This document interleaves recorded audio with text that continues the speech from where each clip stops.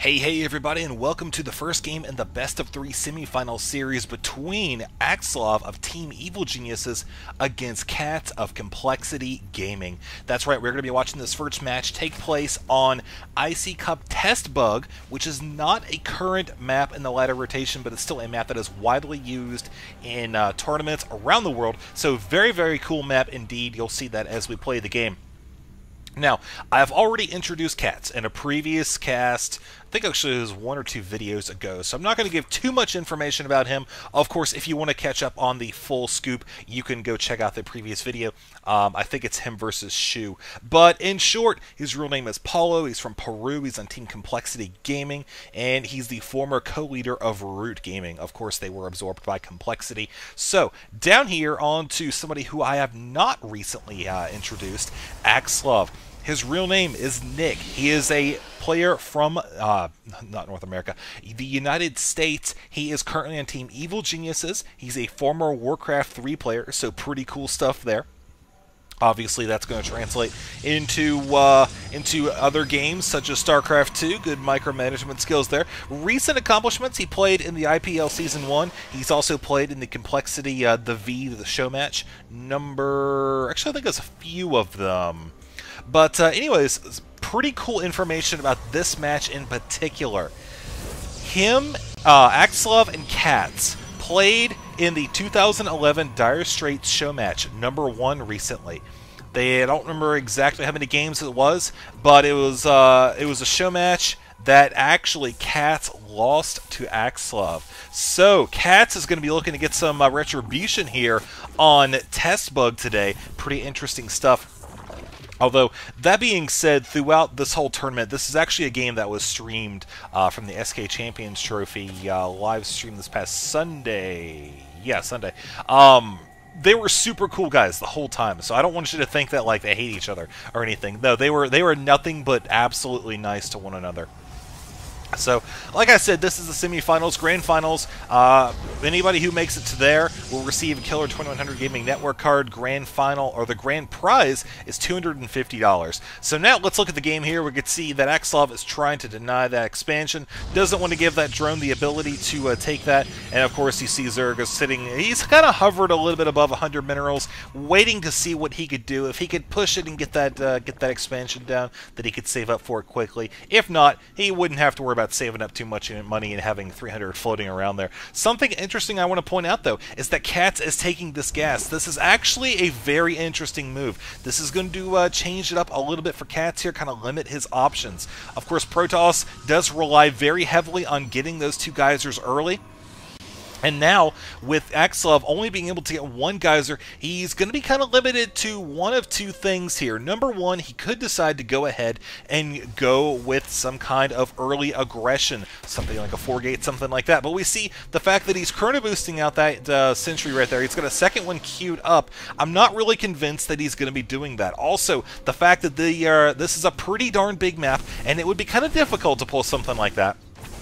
So, there's something else he could do, and that's actually what we're watching the money. I was kind of waiting to see if he was going to do that. He's going to go ahead and drop a 1-gate fast expansion. He should be able, with the layout of the ramp here and the Nexus, he should be able to hold this off with the reduced quantity of sentries, which you can see is the case because of the fact that he doesn't have the second geyser, but he is chrono boosting out multiple sentries from 1 gateway, which is perfectly fine. He's doing a pretty decent job keeping his money down. He just dropped that second gateway down there at the bottom, and now a few Zerglings from Cats are trying to bust through here, kind of draw out the sentries, just see how much a response he's actually going to get.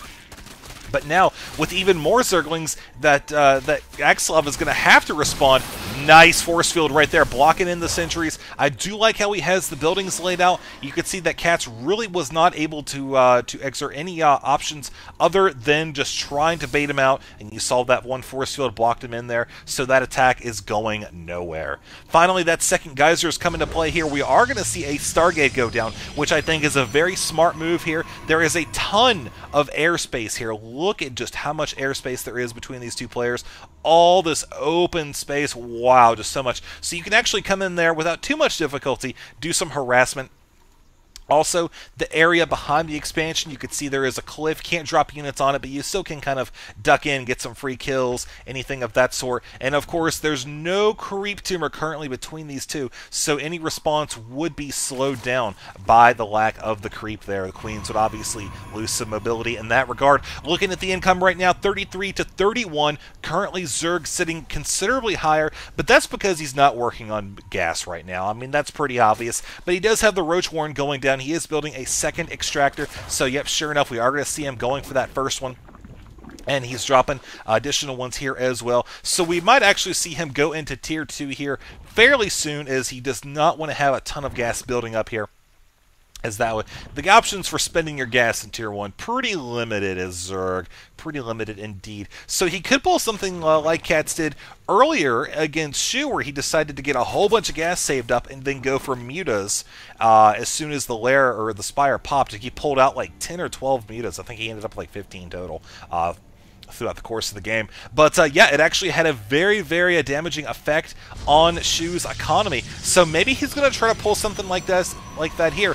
Again, with the Stargate, you know, it could return. It can go either way. This is the second Stargate right there. Axelov is indeed going to be trying to focus on that aerial play now that he has a very, very nice wall off here with these structures. It'll be very difficult for these Zerglings to get into the main base. They can kill a couple of probes. You can see he's actually trying to do that there. But Zealots and Sentries, more than a match for those Zerglings. And now the Void Ray is running around here. Axelov maybe looking for some Overlord kills. Pop off a Zergling or two. He knows that there's a Zergling right there at the Watchtower, so that's going to be going down. But look at this. Cats expanding out to the middle of the map very early, taking this high yield. I'm kind of surprised at this. Oh, there's the Void Ray taking that out right now. There's really nothing that Cats can do. There's no creep even remotely near it. No hope of Queens saving that. So you are going to see that maybe canceled? Canceled? Maybe. I guess he's waiting to the last second. We'll actually see if he's going to... Okay, there we go. I guess he wanted to see how committed those Void Rays were to actually taking that out.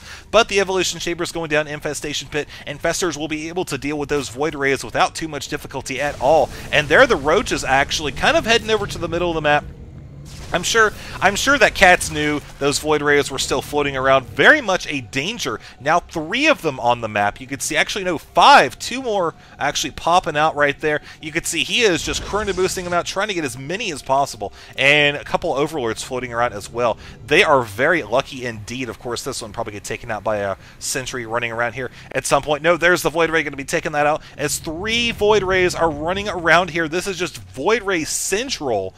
Just wow. So many Spore Crawlers though. Cats, very smart, solid response here to that Void Ray harassment. Really, with those Spore Crawlers, it's going to severely limit the amount of damage that Axelov can actually do. He's gonna, if he wants to be able to burst through those Spore Crawlers, he's gonna have to commit a considerable amount of money and gas to those Void Rays. And you see, he's actually gonna try to take out some of those Overlords right there, which is a very smart move. Of course, now you can see the Zerg is severely supply blocked. He's gonna have to make a few of them. He's got 4 of them on the way.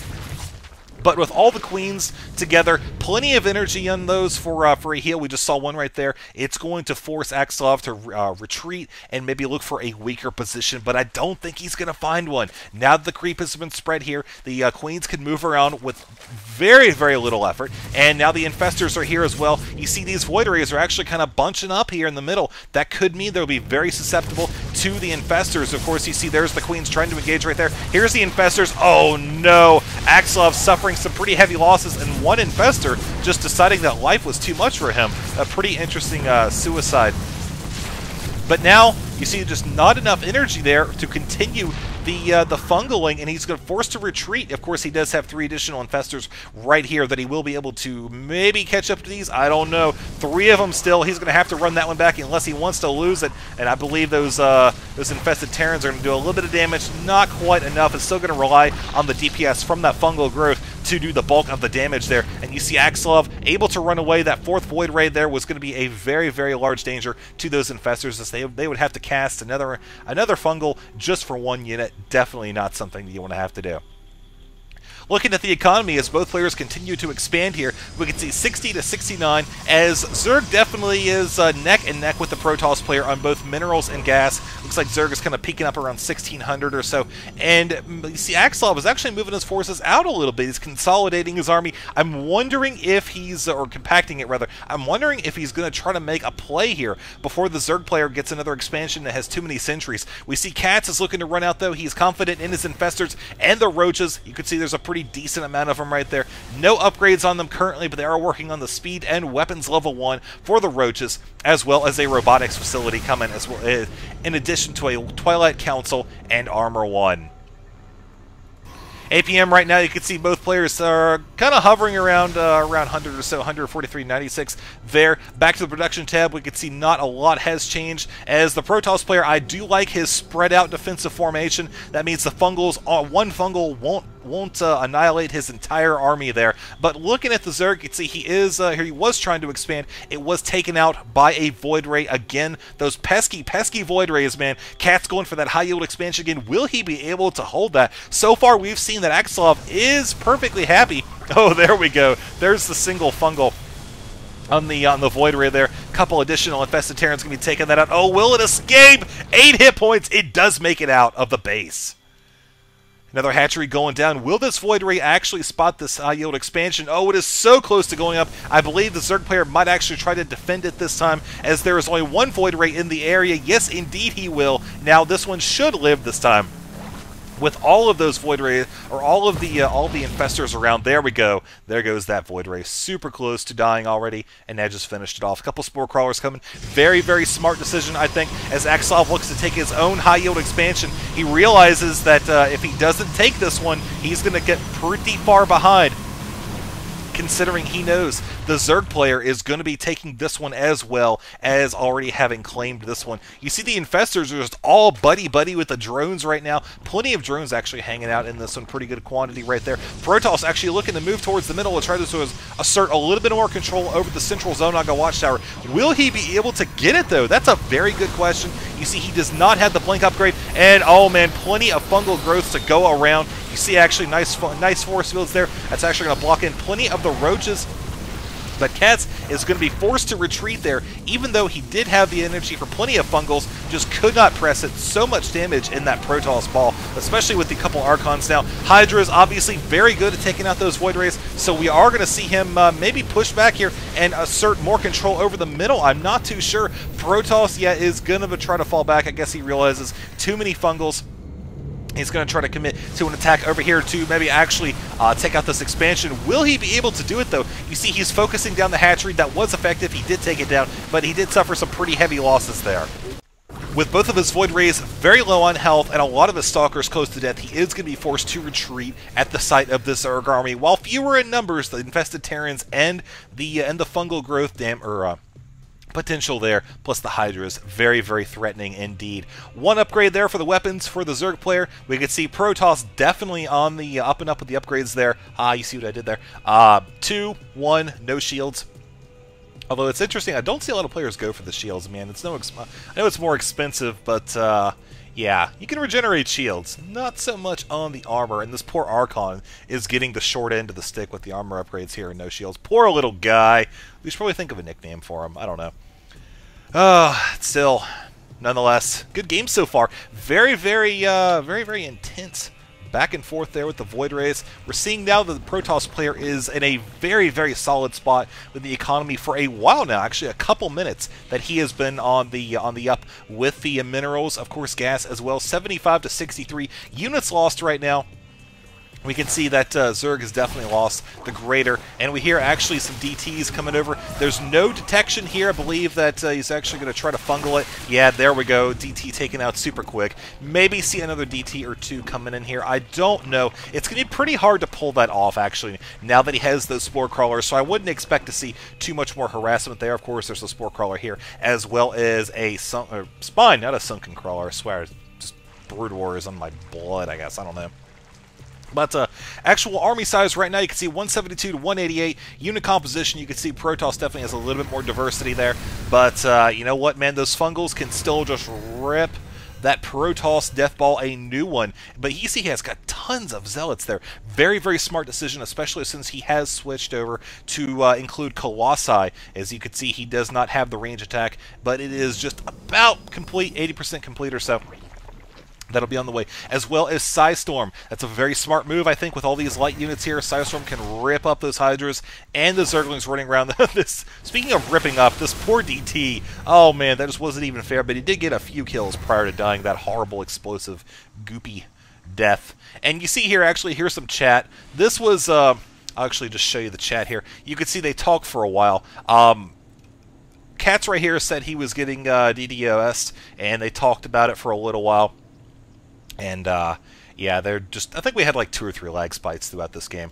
But eventually, we did make our way forward. As you can see here, we're currently in the 21-minute mark. Both armies actually kind of towards the middle here. We're not seeing a lot of harassment on the part of the Zerg. You see, he's pretty much been defensive for most of the game. He has actually been able to cause the Protoss to suffer some pretty heavy casualties. What you can see right here is Zerg has definitely suffered the greater of the two. I think he actually took out a creep tumor or something right there. But now the Zerg is going to engage right here with the Protoss. Another wall right here. This is not the best position, but those force fields are actually going to work, I think, in the favor of the Protoss, at least for a little while there. Those Zealots were forced to just kind of choke up right there, and the Zerg did not have to worry about attack from the side. But the Archons were able to bust through and make a little bit more room, and now we see some additional reinforcements coming from the Protoss. Will he be able to actually drive this back? There's another fungal growth, giving the Zerg just a moment or two to come back and land some more. Look at that. This entire group taken out of a lot of its shields right there. And now Cats is in pursuit with those 3 beefy infestors, hoping to do some additional damage here. Looking at the results of that. Oh, did I just... Hold on. Mothership on the way. Well, good indeed. I'm glad to see that. Anyways, units lost right now. You can see things remained, in terms of ratios, pretty much the same. In terms of economy, we're seeing you're still pretty much neck and neck, kind of going back and forth there. 74 to 75. And what are you doing? Okay, there we go. Another expansion going down for the Protoss player. And this Overlord has managed to survive this entire game. That's very surprising there. Zergling guarding that expansion. Protoss once again trying to move out, maybe take the high yield again, but is intercepted by the Roaches. Nice blink there, forces the engagement. You can see the Colossi are doing tons of damage to that front line there, but the Archons are not able to really get in and do their own damage. Of course, this one right here going down super quick because it had no shields left. Fungal finish that off, and the Protoss is moving again towards the natural expansion, maybe looking to cut off the Zerg player from these other expansions that he has right here. Very smart strategic move, as he's going to be isolating those bases, which is where a lot of the income is coming in right now for the Zerg. Definitely not something you want to have. 127 to 180 right now, as Zerg is working on upgrades. You could see that. No more DT harassment, although those poor drones are just working overtime in that one mineral patch. But we're seeing here now, units have Protoss definitely looking good. 6 Colossi, 4 High Templar, plenty of AoE damage right there in the Protoss arsenal, as well as some additional massive units help bust up the force fields once they're gone. And of course, Archons with the 313 upgrade, they do so much damage to biological. I think it's 43 fully upgrade. No, 47. Against biological units. So plenty of damage against the Zerg player there as he is looking to secure an expansion. Here we go. High yield going down. All the drones are forced to retreat here. And look at what the Zerg has. 182 to 170. Oh man, that's dropping super quick. Overlord's going down. Mothership pops out. This actually opens up a couple opportunities here for the Protoss player. This actually gives him the ability to warp back his units should he be in a losing battle, in addition to the other strategies that are able to be employed by players with a Mothership. You can see here the Zerg player coming in 172 to 200, plenty of fungal growth. We'll see what happens now. Oh man, mind control on the Colossi. Several. Look at all the tendrils just going out everywhere. Oh man, this is just disgusting. So much splash damage on the Protoss army. But will he be able? Will the Zerg be able to mop it up? He doesn't have much else. So you see, once those neural parasites were off, the Protoss was actually able to hold off the attack fairly well. So you see here, actually, Axelov left the game, as well as Cats did. This was because actually Axelov got disconnected. I'm not sure if it was a result of the DDoS or what. I mean, I just don't have enough information either way. But I will tell you that after the game ended, Axelov, or Cats rather, he was super nice about it. He knew what was going on, and he was like, look, You had me beat. You could see right here, 156 to 96. That last engagement, the Protoss Zerg was hoping to make those infestors pay for themselves. Unfortunately, the Protoss, with the combination of the high ground and just superior firepower, was able to overwhelm his army. And with the loss of that expansion right there, and the loss of this one as well, you can see the Void Ray is going to be taking that out. Cats knew that he was not going to be able to really recover, or if he could, it would be super difficult, because he knew once that expansion right here fell, it was just a matter of time before this one fell as well, and then the Zerg would have no income. So Katz was very nice about it. He said, look, I know that you were going to win, so I'm just going to give you this free win. No argument, nothing. We're cool, guys. And Axelov was, they did the bro hug that you do on Battle.net and all that good stuff. So let's go into game number 2, knowing that Katz is currently down 1 game against Axelov in this best of 3 semifinal series.